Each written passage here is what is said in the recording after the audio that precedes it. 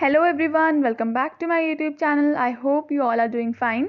तो आज के वीडियो में हम पढ़ेंगे वॉइडेबल कॉन्ट्रैक्ट्स और वॉइड कॉन्ट्रैक्ट्स में क्या डिफरेंस है। तो आइए स्टार्ट करते हैं पढ़ना। सबसे पहले on the basis of meaning, जो वॉइडेबल कॉन्ट्रैक्ट हैं वो क्या होते हैं। Voidable contract is one which is void on the option of the one party. At the option of one party जो वॉइडेबल कॉन्ट्रैक्ट्स होते हैं वो वॉइड किए जा सकते हैं या फिर लीगल भी माने जा सकते हैं।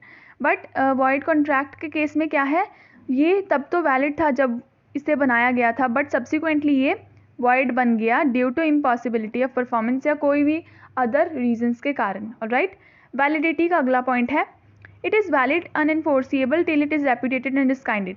वॉइडेबल कॉन्ट्रैक्ट जो है वो तब तक वैलिड रहेगा, तब तक एनफोर्सिएबल रहेगा जब तक कोई भी एक पार्टी यानी कि अग्रीव्ड पार्टी रिपीडिएट नहीं करती कॉन्ट्रैक्ट को, डिस्काइंड नहीं करती, ख़त्म नहीं करती। बट वॉइड जो कॉन्ट्रैक्ट है it is valid when made and continues to remain valid till it ceases to be enforceable. जो वॉइड कॉन्ट्रैक्ट होता है वो वैलिड होता है जब वह बनाया जाता है और जब तक वो अनएनफोर्सिएबल नहीं किया जाता, मे बी अंडर लॉ, वो तब तक वैलिड ही रहता है, उसके बाद वो वॉइड बन जाता है। आगे थर्ड पॉइंट है व्हेन इट बिकम्स वॉइड। आखिर कब वॉइडेबल कॉन्ट्रैक्ट वॉइड बनता है। It is voidable because the consent of party is not free. जब फ्रीली नहीं ऑब्टेन की जाती कंसेंट ऑफ द पार्टी, तब वॉइडेबल कॉन्ट्रैक्ट जो है वो वॉइडेबल किया जा सकता है at the option of the suffered party. और in case of void contract it becomes void due to the impossibility of performance and subsequent illegality। यानी कि void contract के केसेस में ये तब void बनता है अगर subsequently लॉ ने डिक्लेयर कर दिया कि जो आपका ये कॉन्ट्रैक्ट है वो अब इलीगल है और वो अनएनफोर्सिएबल है, ये वैलिड नहीं माना जाता। आगे है एनफोर्सिएबिलिटी। जो वॉइडेबल है ये तब तक एनफोर्सिएबल रहेगा अंडर लॉ जब तक अग्रीव्ड पार्टी जो है वो रेपुडिएट नहीं करती, कॉन्ट्रैक्ट को कैंसिल नहीं करती। राइट, बट जो वॉइड कॉन्ट्रैक्ट है वो तब तक एनफोर्स्ड होगा जब तक उसकी इलीगैलिटी डिक्लेयर नहीं की जाती, और as soon as its illegality is declared वो एनफोर्स्ड नहीं करवाया जा सकता किसी भी पार्टी के द्वारा। आगे है third party title. Third party title avoidable contract के केस में बिल्कुल वैलिड होगा।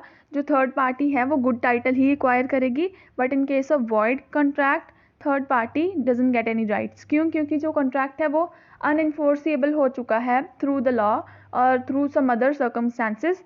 इसमें जो है थर्ड पार्टी भी अगर कोई सब्सिक्वेंटली कॉन्ट्रैक्ट करती है उसके वॉइड बन जाने के बाद, तो उसका जो टाइटल है वो गुड नहीं होगा, उसे कोई भी राइट नहीं मिलेंगे। आगे reasonable time. It may become valid contract if the aggrieved party doesn't repudiate the contract with in reasonable time. Reasonable time का जो एलिमेंट है वॉइडेबल कॉन्ट्रैक्ट में ऑफ कोर्स वैलिड माना जाता है, बट वॉइड कॉन्ट्रैक्ट के केसेस में अगर आप एक्सपायरी भी हो जाती है टाइम की, right, even on expiry of time आप अगर कोई भी कॉन्ट्रैक्ट में एंटर करते हैं वो तभी भी वैलिड नहीं माना जा सकता। जो कॉन्ट्रैक्ट एक बार वॉइड डिक्लेयर हो गया वो हमेशा ही वॉइड रहेगा। Right, then collateral transactions.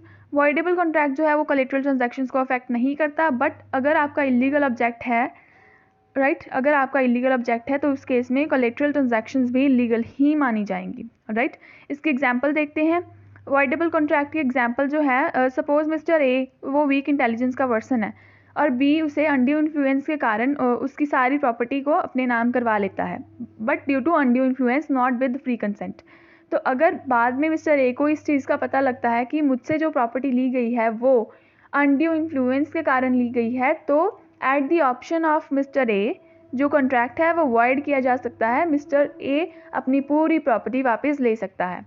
But void contract की जो एग्जांपल है वो है कि अगर आपने किसी भी person, if you are a resident of India and you have made a contract with the person of Pakistan during peace, अगर ड्यूरिंग पीस कोई भी पाकिस्तान के बंदे के साथ आपने कॉन्ट्रैक्ट किया है तो obviously during peace it is valid. But as soon as the war is declared, जब वॉर ब्रेकआउट हो जाती है दोनों कंट्रीज़ के बीच में, तो वो कॉन्ट्रैक्ट जो है वो इन्फोर्सिएबल होना बंद हो जाता है और उसका जो भी इन्फोर्सिएबिलिटी है या जो भी इफ़ेक्ट्स हैं वो सभी ख़त्म हो जाते हैं। Right, so thank you so much for watching. I hope you all are clear with this topic. अगर आपको कोई भी क्वेरी है then you can drop your queries in the comment section. Thank you so much.